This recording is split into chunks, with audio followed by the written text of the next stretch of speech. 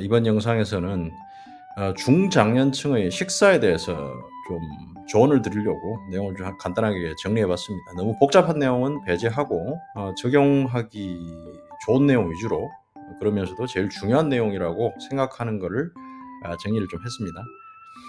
첫 번째는 이제 풍부한 식이섬유를 먹자. 일단 뭐 중장년층이라는 요 연령대가 뭐 제가 생각하는 중장년층, 일단 30대를 넘어서면 이제 중장년층이라고 언급을 하려 하고 있는 건데, 기본적으로 이제 젊을 때는 음식에 대해서 뭐 신경을 쓰는 사람도 있지만, 그냥 보편적으로 이제 건강하고 이런 사람들은 신경을 안 쓰잖아요. 왜냐면 뭐 뭘 먹어도 크게 탈이 안 나고, 뭐 술, 담배 다 해도 뭐 상관이 없고 이런 사람도 꽤 많으니까, 뭐 일단 내부적으로는 문제가 있어도 이제 본인이 느끼기에 크게 문제 없이 사는 사람들이 꽤 많거든요. 그런데 이제 일을 또 열심히 하고 뭐 이거저거 뭐 살면서 많이 겪으면서 이제 30대를 넘어가고 35세, 40 이렇게 넘어가면서부터는 이제 뭔가 몸이 조금씩 삐걱삐걱하는 느낌이 듭니다. 뭐 그래도 막 진짜 그냥 막 사는 것 같아도 아무 문제가 없는 사람들은 뭐 진짜 뭐 타고난 사람들이고, 대부분 우리가 보면은 한 30대 빠르면 20대 후반부터 뭔가 몸이 좀 삐걱삐걱하는 느낌이 조금씩 들긴 하죠. 자, 그래서 우리가 이제 이 식사를 하는 데 있어 가지고 조금 더 신경을 쓰게 되는데, 일단 거기서 제일 뭐 오늘 얘기할 내용이 이제 제일 중요하다기보다 이제 다 중요한데, 일단 첫 번째로 언급드리고 싶은 거는 풍부한 식이섬유를 먹자. 근데 식이섬유 하면 우리가 생각이 드는 게 일단 과일이죠. 과일. 근데 이제 과일은 문제가 이제 좋은 성분도 많지만은 당이 많아요. 우리가 그냥 쉽게 접할 수 있는 뭐 사과, 오렌지, 귤, 바나나 뭐 이런 것들이 물론 이제 소량씩 먹으면은 뭐 큰 문제가 없습니다. 이런 과일들 자체에도 식이섬유가 꽤 많이 들어있고 이래서 먹어도 이제 당이 막 진짜 설탕이나 아니면은 뭐 흰 빵을 먹는 것처럼 이제 빠르게 오르진 않으니까. 그렇다고 해도 이제 당이 꽤 많기 때문에 이걸 과하게 먹으면은 그 기존에 이제 과일이 가지고 있는 장점을 이제 단점이 희석시켜 버리는 결과가 되겠죠. 그래서 과일은 이제 먹어도 되지만 조금씩 먹고, 우리가 몸을 신경을 쓴다면 야채를 먹자. 야채를 좀 이런 여유 있게 많이 먹는 게 몸에 여러 방면으로 좋습니다. 일단 야채, 잎야채, 줄기야채들은 당이 기본적으로 뭐 거의 없죠. 그러니까 탄수화물이라고 하면은 이제 이 섬유질도 탄수화물이라 가지고 이 식물 자체를 전체를 탄수화물이라고 할 수도 있지만, 이 식이섬유 상태의 이 탄수화물은 몸에 흡수가 안 됩니다. 그러니까 우리가 요런 식물들을 아주 막 어마어마하게 분해해 가지고 푹푹 쪄서 먹거나 이러지 않는 이상 우리의 어떤 혈당을 올릴 일은 거의 없다.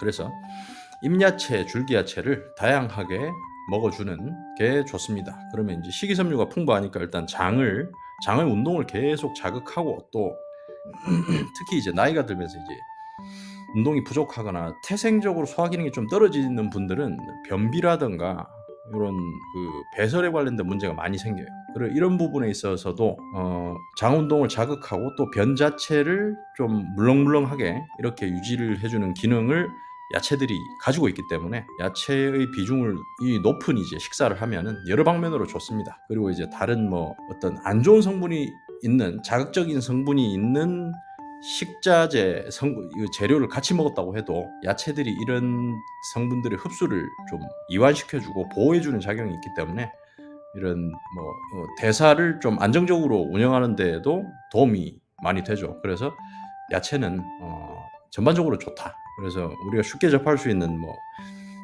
양배추라든가 브로콜리, 배추, 뭐 파슬리 등등 요런 야채들, 그리고 이제 뿌리 야채들은 탄수화물이 어느 정도 있긴 한데, 그래도 뭐 감자, 고구마 이런 종류를 제외하고는 아주 높지는 않습니다. 그래서 과일보다는 조금 더 여유 있게 먹을 수 있는 요런 야채들이죠. 그래도 가장 핵심은 이제 우리 잎야채, 줄기야채를 위주로 해서 요걸 익혀가지고 먹는 거, 거기에 이제 뭐 뿌리야채, 과일을 적정량 조금 섞어서 먹는 요 정도로 해주면 이제 소화에도 많은 도움이 되고, 이런 무기질, 그다음 비타민의 흡수에도 많은 도움이 됩니다. 그리고 두 번째는 이제 건강한 기름을 먹자. 자, 건강한 기름은 크게 보면 두 가지가 있습니다. 가열하지 않은 깨끗한 불포화 지방산. 이 불포화 지방산이라는 건 기본적으로 우리가 생각하는 그 식물 기름들이 많죠. 그리고 이제 깨끗한 동물 기름, 물고기 기름 이런 걸 먹어주자.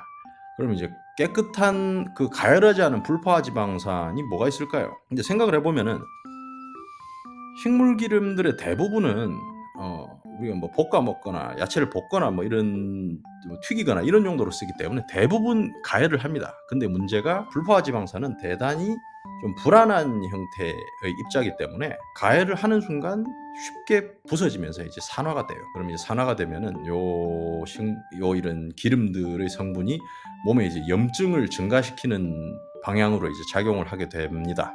그래서 대표적으로 이제 가열하지 않은 깨끗한 지방산이라고 볼 수 있는 게 불포화 지방산이라고 볼 수 있는 게 이제 올리브 기름. 그 중에서도 엑스트라 버진 올리브 기름을 우리가 선택을 하면 되겠습니다. 그 외에도 이제 여기 표를 보시면 나오는데 플렉시드 오일, 아마씨, 그다음에 올리브 오일 요 두 종류가 생으로도 많이 먹고 그리고 좀 오메가 3 비율 오메가 3가 아니라 오메가 6 비율이 낮아서 염증 물질이 상대적으로 아주 적은 상태로 우리가 섭취를 할 수가 있습니다. 그래서 이 두 가지 오일이 좀 대표적으로 우리가 많이 섭취를 좀 안정적으로 할 수 있습니다.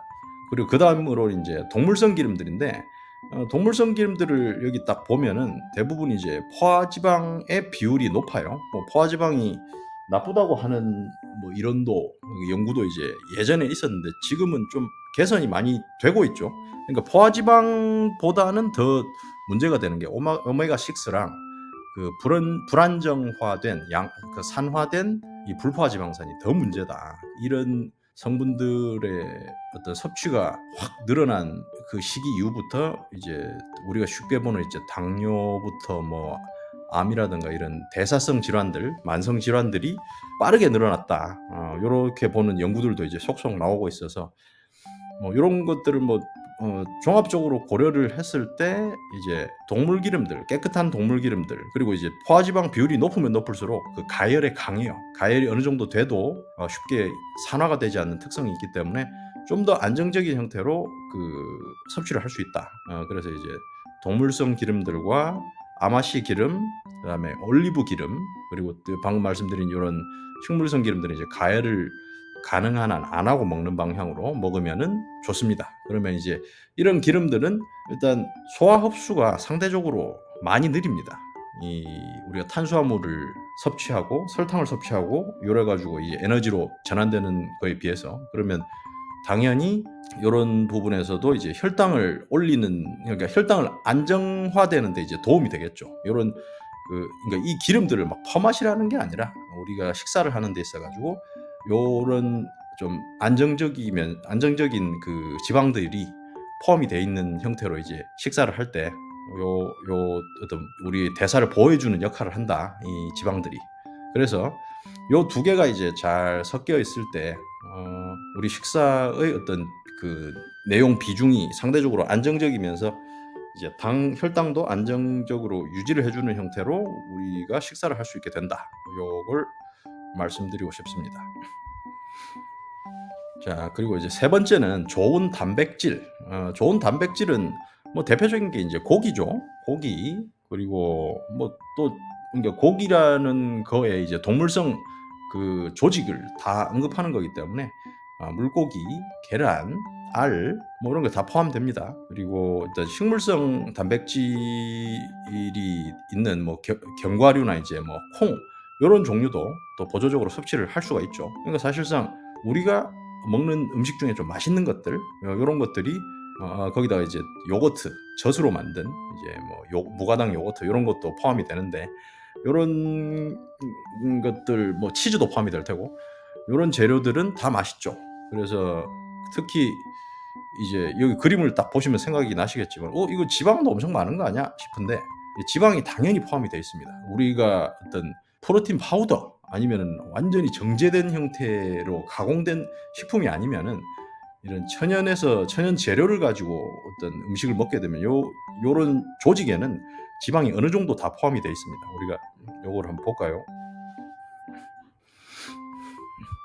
여기 보시면 보이지만 이제 계란에는 그 계란 한 알에 뭐 그 6.3 g의 프로틴 단백질이 들어가 있고 5.3 g의 기름이 들어가 있습니다. 지방이 거의 뭐 비등한 형태의 지방이 들어 있고, 그리고 뭐 쇠고기를 봐도 한 20g, 뭐 부위마다 다르겠지만 20g의 단백질에 6g의 지방, 뭐 연어를 먹으면 이제 거의 지방 26에 단백질 26에 지방 13, 이렇게 거의 뭐 반 이상의 지방이 들어가 있고, 닭가슴살은 좀 특이하게 지방이 좀 많이 적네요.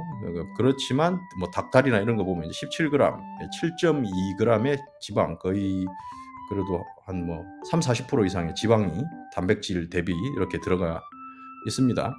그래서 이런 걸 보면은 우리가 지방과 단백질이 적절히 혼합되어 있는 어떤 천연 재료를 먹을 때 자연스럽게 이제 충분한 지방과 단백질이 흡수가 되고 섭취가 되고, 또 포만감도 아주 강하죠. 그래서 뭐 폭식을 하기가 힘듭니다. 이런 재료들로 여기에다가 뭐 야채까지 푸짐하게 먹는다고 했을 때 일반적인 사람은 이제 뭐 폭식을 하기가 힘들다. 그리고 요런 식사 재료로 이제 적당히 먹게 되면 소화 흡수에 상당히 시간이 걸리죠. 이게 무슨 뭐 30분, 10분 안에 뭐 소화가 되는 이런 재료들이 아니기 때문에 시간이 천천히 소화가 되고, 그러면서 그 우리의 어떤 혈당의 수치도 이제 안정적으로 유지가 됩니다. 그러면 어떤 장점이 있냐? 뭐 혈당이 안정적으로 유지가 돼가지고 인슐린이 뭐 폭발적으로 그 분비되고 이런 것도 막아주고, 거기에다가 이제 식욕이 상당히 억제가 되죠. 안정적으로 식욕 유지가 되는 장점, 이런 여러 가지 장점들이 있습니다.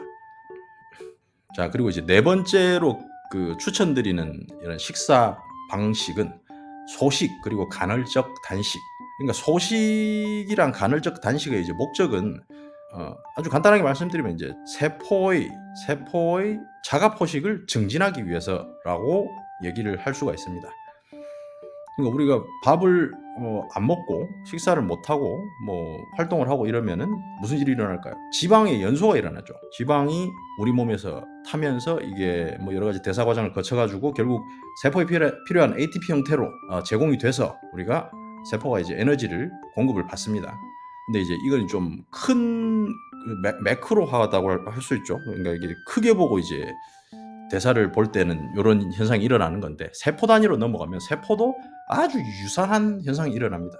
세포 안에도, 그러니까 세포도 어떻게 보면은 하나의 생명이라고 볼 수 있잖아요. 여기 뭐 그러니까 안에 들어갔다 나왔다 에너지가 그 재료가 들어가서 이게 에너지로 전환되고 또 뭐 찌꺼기는 뱉어내고 이런 과정들이 유사하게 일어납니다. 그러면 세포 안에도 이제 비축하는 기능이 있고, 그 비축이 여러 가지 어떤 지방이라든가 세포를 구성하는 물질 형태로 이제 존재를 하는데, 요런 그 지방들이 세포가 외부에서 우리 뭐 에너지 공급이 더 안 되고 있네 이러면은 세포는 자체적으로 세포 안에 비축된 에너지를 소모를 합니다. 연소를 하는 거죠. 그러면서 또 세포 내부를 이루는 이제 구성 물질 중에 좀 맛이 가 있다, 얘는 좀 약간 상태가 이상하다, 이런 애들을 이제 부숩니다. 부숴가지고 재료로 써요. 에너지를 어떤 연소시키는 에너지를 발생하는 재료로 이제 부숴서 쓰고, 근데 그 과정에서 이제 세포가 어떤 조직 수복이 일어납니다.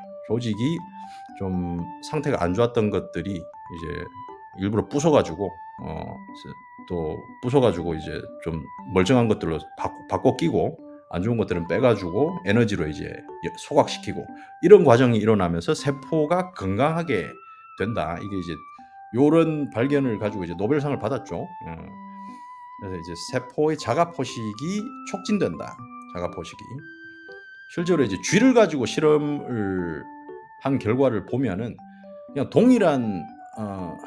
우리가 이제 동일한 칼로리를 먹더라도 간헐적 단식을 했을 때만 해도 이제 그 쥐의 어떤 몸 상태가 더욱 좀 날씬하고 더 건강한 상태로 유지가 되었고, 또 적절한 이제 칼로리 제한을 했을 때도 또 유사하게 좋은 이런 수명이 늘어나고, 그다음에 여러 가지 뭐 그 쥐의 반응 상태가 더 좋아지고, 이런 상태가 이런 현상이 이제 연구가 됐습니다. 관찰이 됐다는 거죠.